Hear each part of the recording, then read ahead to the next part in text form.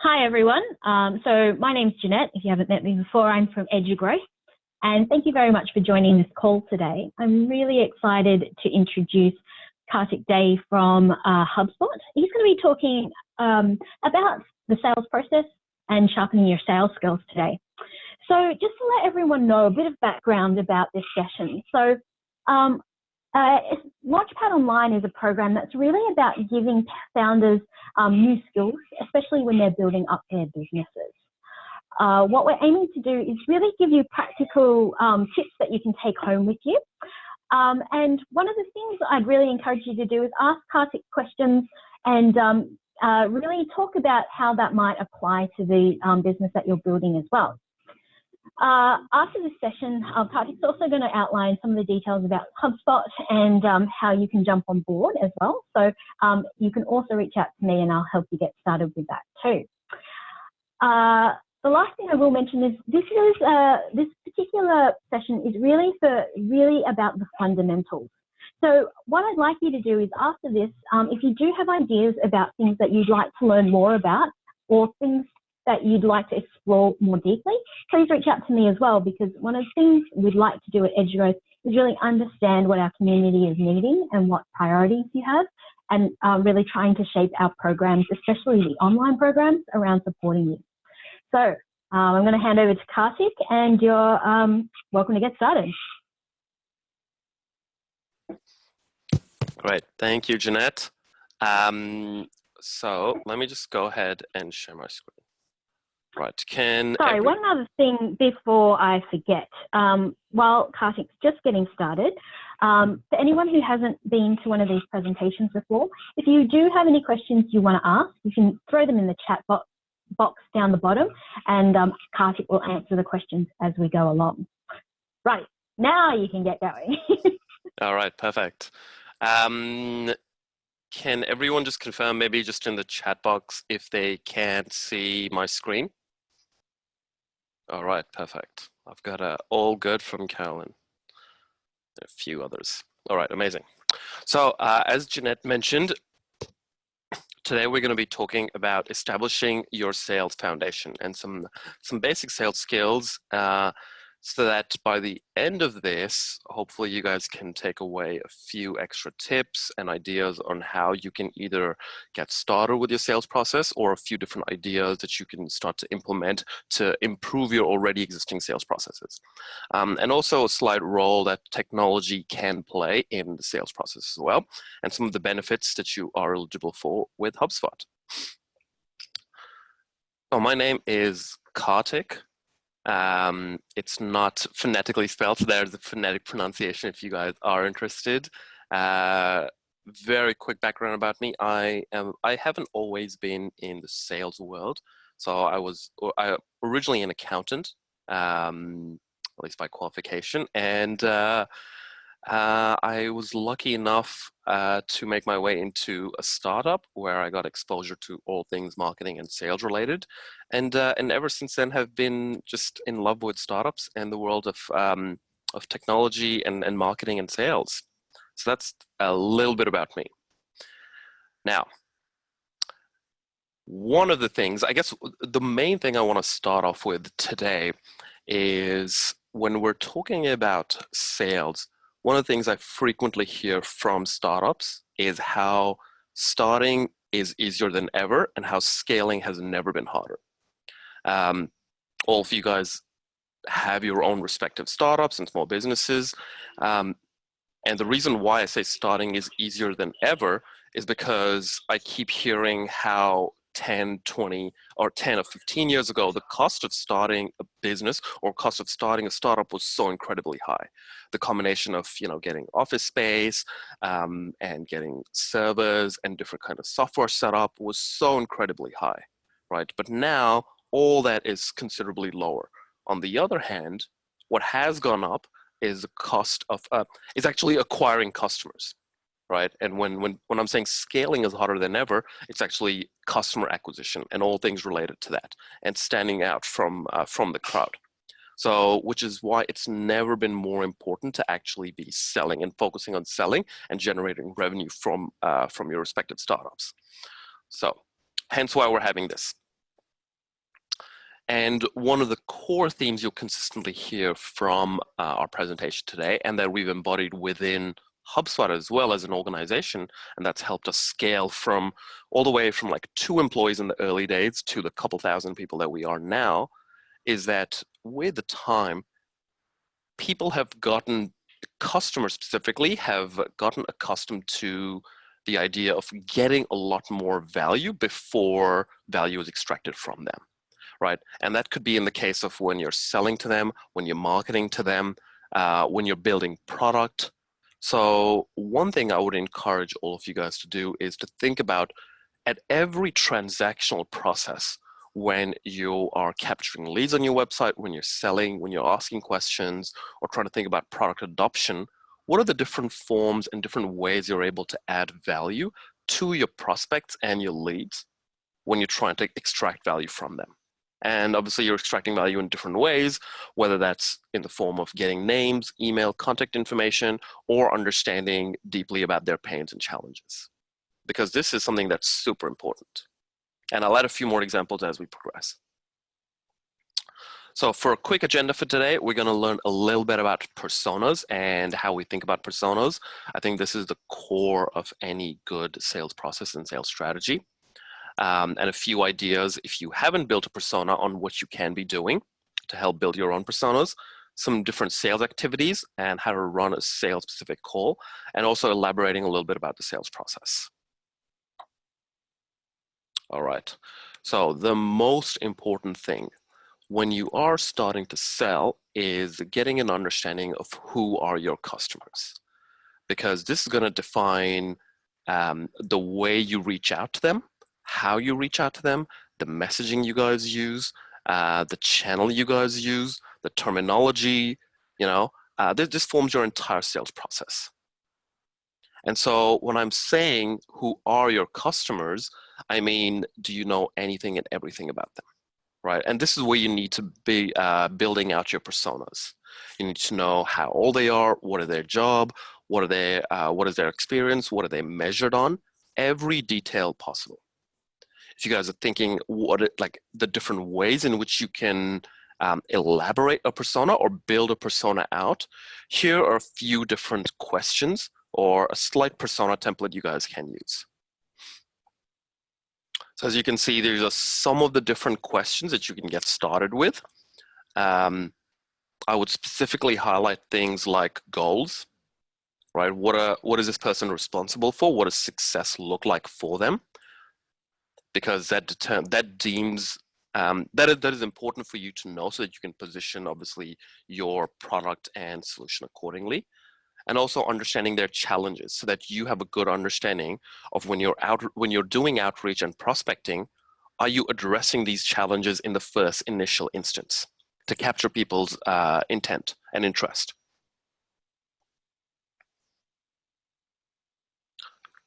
Oh, I'm gonna give you a quick example of 2 of HubSpot's personas. The first one is Marketing Michelle. Now, HubSpot is a software company, and we make software for marketing. We make software for salespeople and for marketing people and for customer service. So this one, you can see, is targeted towards the marketing department. And as you can see, we've written a few. This is like a summary card for her, right? And a few things that I would draw your attention to in this specific persona is that Marketing Michelle, her first priority is generating demand and having an impact, right? So that's her goal. So when we're pitching as a business to Michelle, we need to be able to quantify specifically how exactly HubSpot will help her make an impact in her role, right? We know she's the VP or director of marketing at a company that's typically 26 to 200 people.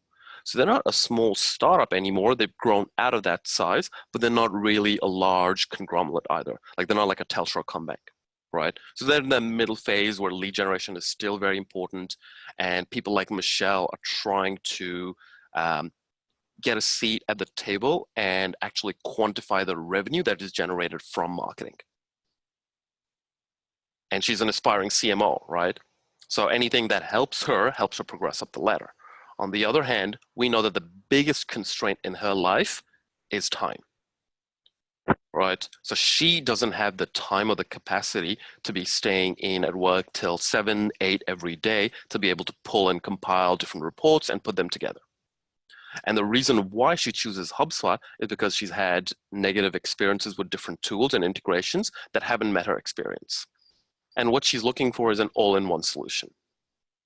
So that when her CEO or CFO asks her, hey, Michelle, how did marketing do last week or last quarter? Or how did X particular campaign perform? She doesn't have to, pull different Excel reports or delegate that job down to someone else. She's got a ready dashboard and she can just forward that on to her boss. On the other hand, we've got another persona called Growth Gary. This is like the predecessor of Marketing Michelle, right? He's the head of growth at a startup that's less than 25 people. He does not like talking to salespeople. He's very much of the belief that free tools are the way to go and has found HubSpot through our free tools. I don't know if anyone of you has read The 4-Hour Work Week, but that's one of his aspirational books. And in due time, he sees himself becoming the future Michelle, right? He's going to evolve into Michelle or start reporting into one.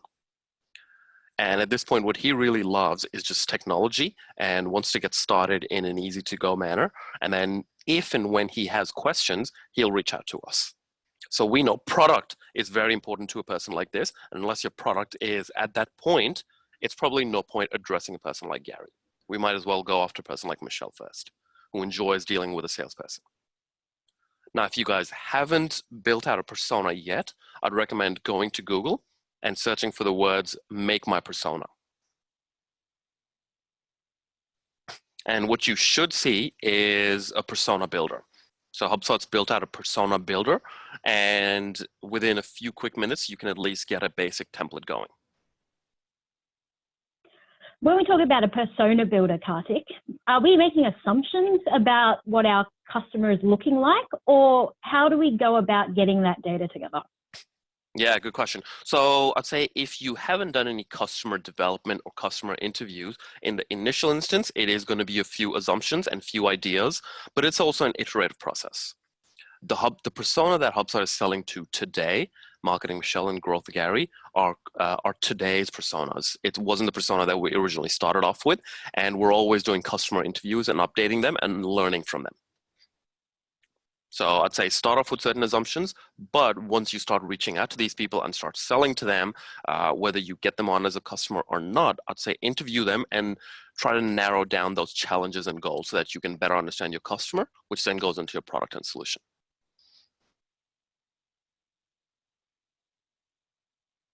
All right.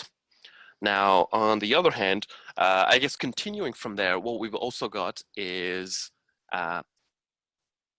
pain, right? Is your problem worth solving? So in case you haven't already done so, what I would do is recommend all of you guys to start listing out your customers' problems and start with at least 3 different problems that you can categorize and list. Because one of the basic tenets of sales is that a customer or a prospect needs to have a certain amount of pain, right? And so is this problem, do you have a quantifiable problem that is causing enough pain to that persona that they're willing to spend the time and effort and money to purchase this, to purchase whatever it is that you're selling, right? Your product, your solution, your offer. So when we're going back to someone like Michelle, as I said, like when her CEO asks her, hey, how did marketing do last week? She wants to stand out from a lot of other competition and be able to quantify the metrics and say, hey, we generated X amount in leads, which converted into Y amount of actual dollars for the business. And I don't have to stay up till 9 or 10 every day compiling different Excel reports from Facebook, from our CRM system, from our email marketing tool. It's all there, right? And this automatically gets sent to our CEO. So this is part of that customer development journey. And I think you guys should have at least a couple. And if you don't have a couple, that's fine. List what you already have and then start taking it from there.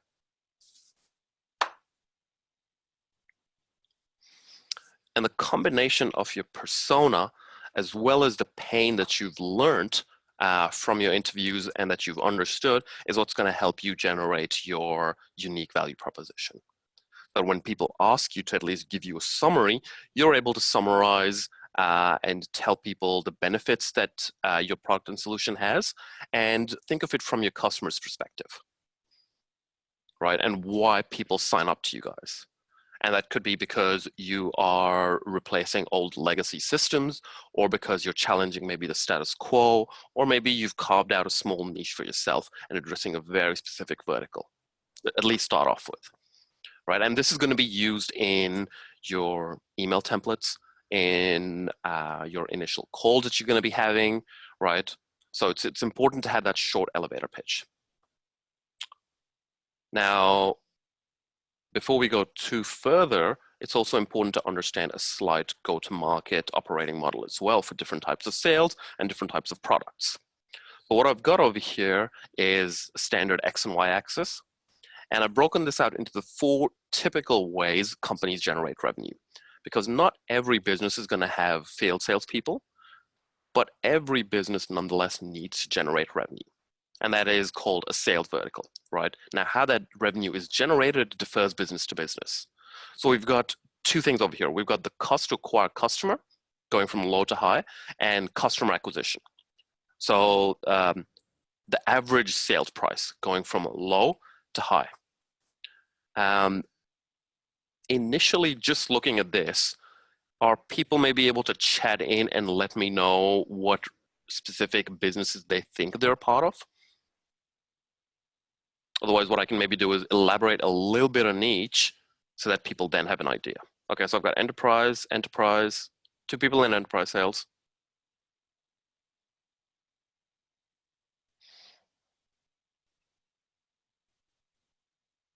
While people are keying this into the chat box, do you want to give some examples of each of these different boxes, and we'll see where people are sitting next to them? Of course, yeah.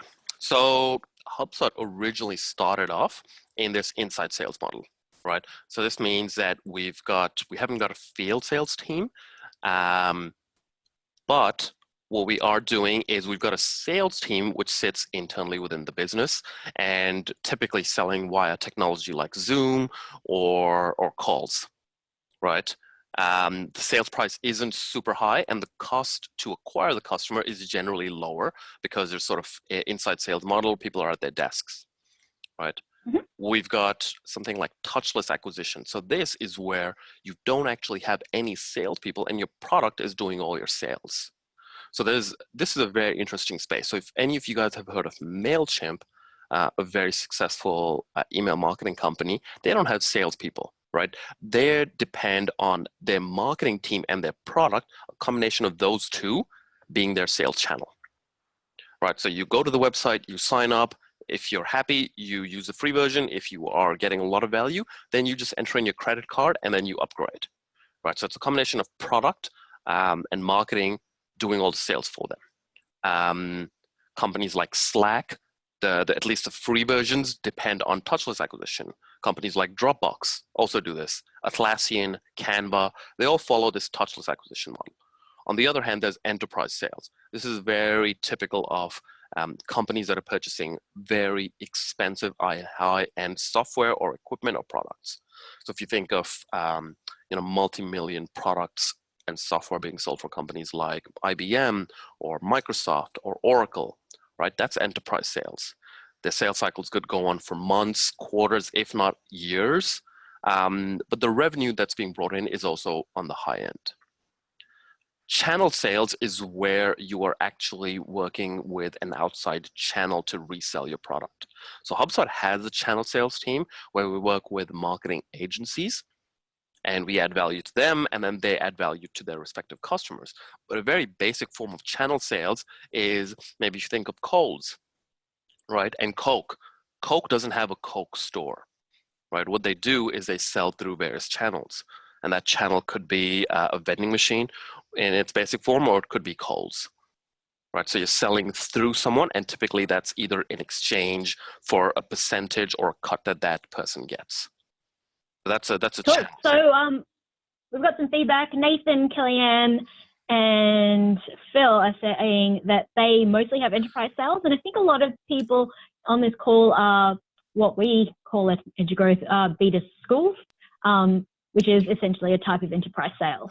So if we want to spend a bit of time focusing specifically on that, that would be really great, Karthik. Okay, cool. So I've got a few different examples that will hopefully add value to you guys. But just to elaborate a little bit more on these channels, this is where partners are reselling your product. As I said, from a pricing perspective as well, it's important if you have touchless to have a lot of transparency as well. If you guys are focusing on enterprise, that typically has a bit more complexity. And as such, it requires people who are specialists in that space. So either someone like solution architects or sales engineers, or people who are a bit more technical who are going to help with that. If they're going to pay a lot of money, you need to do a lot of work up front, and that there is a lot of cost as well. So hence why it's not something that is typically used by everyone, but there is, if you can get it right, enterprise sales are great, obviously. Phil just made a comment. I think a lot of us are actually aspiring touchless sales. So I think touchless is great. Obviously, if you look at certain unit economics, like the cost of acquisition of a customer and virality, touchless can be great. And you obviously save headcount by not having to hire different salespeople. However, it's important. The caveats for that is that you really need to be able to lock down that persona that you have. Right, so you know the ins and outs. There's a lot of other complexity that goes into touchless as well. So is it how large is your addressable market? Can they all potentially share this with each other? Are there certain versions that can be used for free before it potentially upgrades into a paid version? So different things to consider. At what point do you potentially start using it for free, and then maybe get in touch with someone so it migrates from touchless to then maybe an inside sales model, right? So there's a lot of different ways you can start to consider this, and HubSpot originally started off with this, and it's got a combination of touchless as well as inside sales at the moment, as well as small bits of channel sales over time. So what I'm going to talk about now briefly is some of the different types of sales activities, and because this is sales foundations, we're primarily going to focus on the first two, which is prospecting, which is by people who've done sales. It is one of the hardest parts, but one of the most important, if not the most important, along with doing that initial connect with your prospects.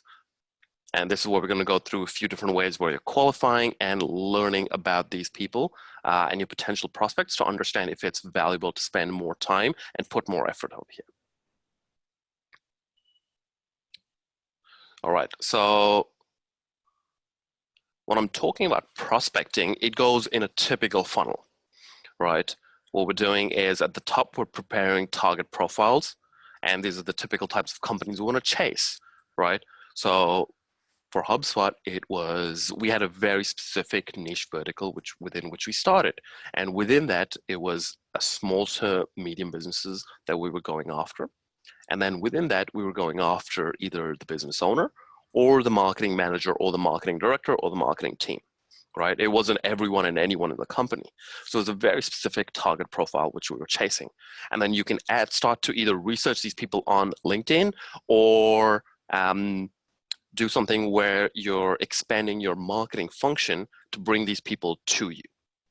And we can talk a lot about that separately on on how to sort of establish your marketing, but these are some of the two common ways, right? And from there, you start to filter down by the different types of companies. In your case, it could be corporations or schools or universities, the respective people who you want to start to target, and then make your way down, which eventually is going to result in deals and revenue and MRR, which is monthly recurring revenue or annual recurring revenue. I hope all of you guys are using LinkedIn. I think it's one of the best sources out there to at least start to source potential leads. So this is just a basic of using LinkedIn, right? Along with the title of people you want to be going after. Now, before actually I go to the next slide, I think I might have given it away a little bit. When doing things like prospecting, do people want to chat in and maybe take a guess on what the best day and time might be to send prospective sales emails to people?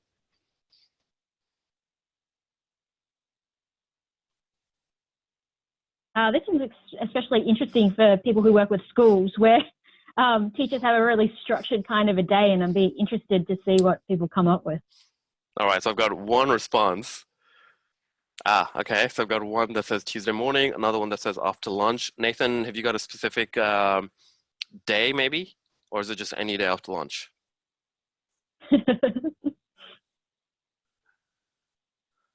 Okay, so we've got Thursday, we got Friday afternoon, or Saturday. That's interesting. Schools on Saturday, Wednesday 3:30. All right. So I guess what I'll do is I'll share the learnings that we have had at HubSpot and the findings that we've had. And we've seen that the most email opens typically happen on Tuesday, very closely followed by like Wednesday, right? What I would recommend though is that when you are sending out emails, you test out 2 different times. And so you keep a certain level of consistency. So if you're sending out prospective emails, try maybe 10 a.m. at every day, or 10 a.m. just on Mondays and Tuesdays. And then after a while, once you've gathered some data, try another day or another time out by changing one variable or just one factor. That way it'll give you a different variable to test on. So with all things in sales, you should always try 2 different things and see which is giving you the best results. In terms of the timing, we've seen that 11 a.m. has the highest email opens. So again, if you guys are thinking, try maybe Wednesday 3:30 for a couple of weeks, see the responses that you get, and obviously lock in on a metric that you want to be measuring. So you could be measuring for email opens, or you could be measuring for responses, or you could be measuring for something else as well. So keep metrics into account. All right, now I've got a short email over here that's been used as a prospecting email. I'd love for you guys to give it a very quick read and give me thoughts on what you guys think is good or bad about this.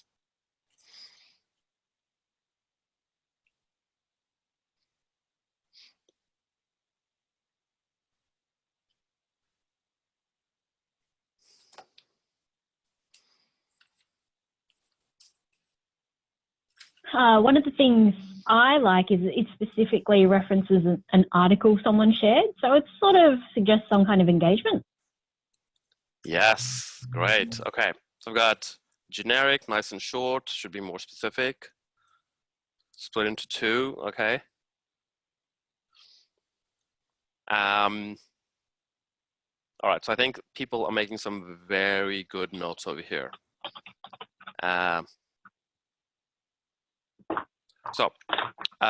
We've tested this out by sending it to a lot of different prospects, and I can share a few different things that have worked and have not worked. So the first thing is that you want to keep into account who you're sending this to. So this was specifically sent to sales director. And if you guys haven't prospected or sold into sort of directors or VP and above, they typically get prospected a lot, and their email is just, they get a lot of different emails. So one of the things that's very important is keeping it short and to the point. What you don't want is a person who's opening this on a mobile device and just having to scroll through and through without necessarily knowing what is going on. So that's point number 1. The second thing, as Janelle already pointed out, is that it's referencing a specific LinkedIn article that this person read and researched. One of the good things about marketing in 2019 is that there's a lot of things we can do with the power of automation. And after a while, people just become immune to it. So when they see an email that's specifically been written to them based on the research that's been done for them, then that always tends to get more attention from people. So that's on the positive side. I'd say it's also got a quick, what I'd say on the negative side is that it's got a few it's got two different call to actions. So one is, I would love to hear your unique perspective on the issue. That seems like a question. And the second is, do you have 5 minutes to speak on Wednesday or Thursday? So it's got two questions. I'd say make this concise, one specific question that you're looking for, and make it as easy as possible. So this person can reply back yes or no, or maybe just forward it on to the right person within their team to speak to. Again, I think that's a really important point, Karthik, this idea of a call to action, and to make it as clear as possible, because what you want is for someone to know exactly, if they have about to have a conversation with you, know exactly what the outcome of that conversation is supposed to be. Absolutely. I think too many times there are emails sent out where you read it and you're a little confused on, okay, well, what do you want me to be doing over here, right? Do you want me to forward this to someone, reply? You know, what are you asking from me? So always having a very obvious call to action. Okay. Keeping spam words, you want to make sure you guys are avoiding spam words, right? These are just some things that are just very obvious, but what is happening is that when you are sending emails, Google and Microsoft are getting very, very good at detecting just emails and just certain trigger words and just sending them into spam. So I think the first time you send an email, if it has a word like this, it's unlikely it'll get flagged by spam. But if it's a recurring thing and it's sort of, you know, when you're prospecting to 10, 20, 30 people every day, it might start to send you in spam. Okay. So how do we run a sales call?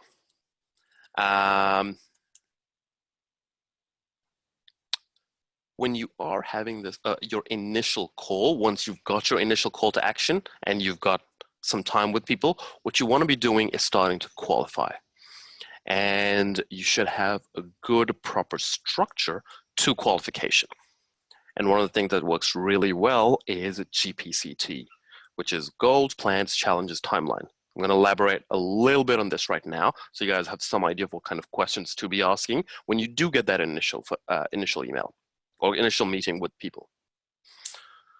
So goals, going back to your initial prospect, it's understanding what is their top priority and clearly asking them, right? So if Jeanette is maybe a marketer and I'm trying to sell her, I need to ask her, hey, what is your priority, right? If she tells me, hey, my priority is just to keep my job and I'm just maybe happy with that, she's not very sort of aspirational, right? So if I tell her, hey, did you know you can quantify the revenue you're generating or your team is generating? Is this a priority for you? No, not really. Okay, great. So there's the sort of the goal that she have isn't quite in line with what I'm selling, and that means that her likelihood to pay for a product is going to be substantially lower, right? Are there any specific company goals and personal goals, right? So depending on the size of the organization, if you guys are all selling into larger organizations and have enterprise sales, you want to ask what that respective person's goal is, and also what the company's goals are. What is the school trying to do? A lot of times schools are non-for-profit, but do they have another goal? Do they have certain social outcomes or social goals that they're trying to achieve within their area so that they're attracting potentially more students or maybe getting more funding from the government, right? For public organizations, how much revenue have they published, right? Over the last year, last quarter, and is this trending up? Is this trending down? Are there certain things that you can pick up in the shareholder letters? And then asking them what kind of plans they have in mind to address these specific goals, right? You'd be amazed at how many people have specific goals, but don't have a clearly articulated plan for addressing these goals. And how do you actually get there? And do you have the resources to get there? Sometimes, hey, I need an army of 10 to get to my goal. Do you have an army of 10? No. All right. Well, in that case, is technology a potential solution that can help you? Maybe, maybe not, right? But you need to know what the goal is to be able to get to the plan. What's going to be even more important, and I would say if you're looking at GPCT, what's probably the most important is the concept of challenges. Because as I said, when you're selling to someone, nothing is going to be as important as the pain as they're having for them to be able to justify a sale, right? So if Jeanette is not able to make her targets, what is the outcome of that, right? If she has maybe a specific sales target, How difficult has it been? How long has it been a problem for her? Right? What have you tried to already do to address this? So if you can nail down the different challenges that a particular persona or prospect is having, all of these are potentially adjustable, right? So a timeline where someone is potentially looking at implementing something 6 months later can get narrowed down to a couple of months if you're really able to lock these challenges down. Now, when you're asking for pain, one thing that I frequently found startups do when they're in the early days of selling is use closed-ended questions. So closed-ended question is where the answer is yes, no, right? And as opposed to that, what you want to do is ask open-ended questions. So use questions like, tell me more about that, right? Why do you think that is a problem? And ask them to elaborate, right? Ask them to give you a specific example. If they tell you it's a big problem, why is it a big problem? How long has that been a problem, and why has it been a challenge? And if they have certain plans to address it, ask them how well they think it will work and why they think it might work. And if you ask something like, is this a priority for you? Well, that is a yes or no question. So you want to stay away from that. And it's important because when you're selling, you obviously have a limited number of questions you can ask. So make each and every question count. Now, it's all easy to say, ask these questions, but most likely you're going to get resistance and you're going to have to build trust. And there's 3 typical ways that work well when you're addressing resistance. So the first is actually challenging it. Now, there is a certain type of person who is comfortable challenging resistance. There's a lot of people who are not comfortable, right? So if you're asking them when you've made that initial pitch to them and you're asking them something like, does this resonate with you? And they go back with a no, then you have to find a way to challenge them and go, okay, so I assume you're happy with the leads that are being generated and the way your business is currently running. Is that correct? And they might come back with a yes, I'm actually happy. Okay, great. Well, this is a way for you to be able to qualify them out. But if they go, no, I'm actually this is one not. of the Sorry. Sorry, what I was going to say, and this is why it's important to ask open questions at the beginning, because it allows you to use their own language to follow up when they do hold up this resistance when it comes along. Absolutely. Mirroring their terminology and using their words is just very important. Right. So if I'm talking to maybe someone at a school, they're not generating leads, they're generating enrollments. Right. For them, it's not prospects. For them, it's potential students. So just using small terms like that goes a very long way for you to be able to demonstrate some credibility and know that you know their industry. The other is using alternative positioning statements. So if you've tried something and they come back with, no, that's not relevant, try to think of alternative positioning statements and try to obviously incorporate as much of their language as you possibly can. And so before you go and start pitching, have maybe 2 versions ready. So if the first one doesn't resonate with them and you are confident that that should be a problem or that you know that there's a problem, what is another way you can position that? And try both of them out and see which one you're getting more reception with. A third one, and one that is used in a lot of different ways, and again, this comes back to the adding value, is a give-get, right? One of the things that we do at Hubspot is the inside sales team also acts as consultants. So when we are looking at we are talking to a small business and we're looking at their marketing strategy, we'd also give them certain marketing tips, right? So we'd ask them for certain permission, right? I'd love to give you a quick tip, and I'd love to maybe share a particular SEO piece of tip with you or a certain way that you can start to generate more leads. Are you okay for me to share that with you? Once they have given you permission, give them that tip, right? Did you know if you add a call to action on this particular page, you are much more likely to generate more leads? Did you know that if you reduce the number of questions in your form, you're more likely to generate certain leads? Or did you know on this particular page, you've written great content, but the SEO is not optimized correctly? So try changing this particular tag or this particular image description, and you're more likely to start to rank at a higher rank in Google. And what that does is that actually gives you credit. So if you've given them that, now it gives you permission to ask them for maybe one more question, or maybe a couple more questions. So if you are in a position to be able to do that, I'd highly advise so. All right, now there's a lot of different ways you can get in touch with prospects. One of the ways that we have been finding to work really well is video. So if you look at some of the other channels like phone calls or LinkedIn, video has actually been working really well for us. And it can be used at all different stages of the sales process.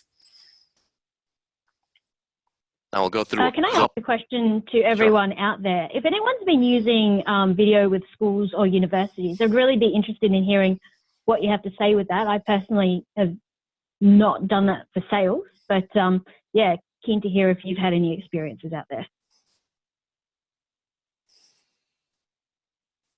Anyway, thanks, Karthik. Continue on. Yeah, no, of course. I think that's very good. I think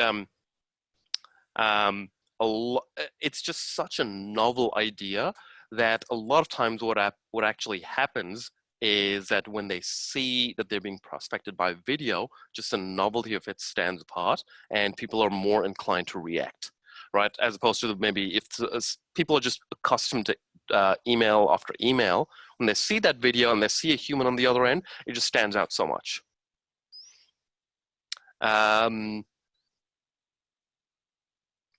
So a couple of comments here. Kellyanne's just noted she's found a lot of value in blogs. She was actually surprised that videos didn't get as much traction as she thought they would. So it's interesting that she's found that. And Tasha has said she's used Cloud HQ, but only for support after, not for cold selling. So that's some interesting observations. So it's interesting. So with Kelly, I'm not sure how many times you tried. You're obviously saying you were a little surprised. I'm guessing you thought it would work. Yeah, so I think one of the things that is just key to video is that you want to look human, right? The purpose over here is obviously attention grabbing and establishing rapport and letting them know you're a real person, right? It's so easy to get inundated with automated emails, but when you get an email like this, right, it's a little, I'd say it's difficult not to respond sometimes or be alarmed at this, right? So it's good for introductions or following up, or when people have maybe potentially gone dark. I will add though that with videos, as with all prospecting, it has to have a cadence. So just one email might not get you a response. You might have to do it 2 times or 3 times, and then follow up on this particular email to go, hey, by the way, did you get that email or not? And then using tools like Hubspot, being able to track if they even opened it, if they clicked on it, if they viewed it, if so, how many times, and then follow up on that. So you can use video in a few different parts. You can use it for prospecting. You can use it for the mid-sale cycle as well. So when you're going through demos, when you're going through proposals, when you're walking through it, right? You can just see this person over here sharing his screen and his face. Ideally, it's a human. I think that was maybe the difference that Kellyanne was referring to. And then over here, you can see it's 2 people with their hats on. It's not like a perfect studio, but the reality is you're letting them know it's human, right? So you can use this for account reviews or post-sale as well. So a few tips to keep in mind. Choose ideally an open space. So you can see I've got a bit of an open space over here, hence I've got my video on. Natural light ideally. Look at this person over here. This is not ideal, right? You can't see this person, you don't know what it is. And keep it short, right? 30 to 45 seconds, maybe 90 seconds after that when you're following up. If you've got a headphone or if you're close enough to the mic and there isn't too much feedback, that's great. I think that's about it. And then the key is, as I just said, you want to be human, right? Your message, surprisingly, does not have to be perfect. Only 7% is demonstrated through verbiage. right? Trust and credibility when you are trying to establish that initial trust is through presence and tone. That's why it's so difficult sometimes to cut through all that tone and email and messages in the early days. But a video just allows you to smile and be a human being. So I'd love for everyone to try it Yeah. out. Yeah. I was going to say, it sounds really dorky, but there's an old adage in sales, which is people buy from people. So putting a human face on your product really helps people build their own story around what you're doing. 100%. I think that sale people buy from people has never been more true, especially in 2019. Okay. So lastly, going through a sales process, it's trying to understand what's the customer's ideal journey. Now, a lot of you guys mentioned that you are in enterprise and B2B, but and what you would probably be going through is these three different stages, right? You've got the prospecting at the top, engaging with them in the middle, and then closing at the top. What we spoke about was mostly the prospecting and the initial connect stage, and then there's other stages as well that obviously go through. But on a high level, you know, that's how the sales process will be going through. And the ideal goal is to make sure that your sales process is cyclical, so that you have a set process and you know what works, what doesn't work, so that you can go, okay, well, now I'm starting with prospecting. I'm going to have the first contact. I'm going to identify what their needs are from that first call I do. And then if and when, and you're going to have challenges in everyone, right? So when you see managing objections, they're going to be objections over here. They're going to be objections over here, and throughout. Right? But what ideally you want to be doing is making a process that is repeatable. And repeatable means you know what works, what doesn't work, and it also allows you to scale. If everything is different and everyone's doing things in their own specific ways and there's no process, it becomes a hindrance in scaling and in growing the business. And that's one of the biggest things Hubspot focused on in the early days, is trying to make an actual sales process that works and is repeatable. And this is going to be, again, different for every organization. Now, it's important to, what you can do, this is an example of a B2B company, is to create maybe a pipeline. This is a sample example of how HubSpot does its deals, right? So you can see these different stages. So we've got every time a deal is created, and then these are the deals in discovery stage, then you're defining value, and then so on and so forth till you've reached contract sent. And then there's either a closed won or closed lost. Right, and within closed loss, you could do closed loss because of budget, because of competitor, or because they maybe gone dark or whatever. But the whole purpose of this is to be able to scale this, so you can see everyone's deals, what's working for you, what's working for other people on your team, who's working on what, where the blockages is. So maybe you've got a lot of deals in created, but half of them are moving to discovery, or maybe only a quarter are moving into achieving business buy-in. So that's where the blockage is, right? So it's very important to be able to test and then measure and then report on these things. And wherever possible, for those people who are aspirational people in making their product touchless, is it as easy and intuitive for people to purchase, right? So one thing HubSpot is obviously working on as well is just making it as easy and seamless for people to just come to the site, see what they want, maybe go to the checkout page, and then purchase. Now, as Jeanette mentioned earlier, this is, I think, just very important in today's date, right? You've got to start with customer experience and then work backwards towards technology. Now, HubSpot is a great technology, and I firmly believe so, and it has great CRM, but you can't start with CRM and technology and then figure out how you've got to sell it.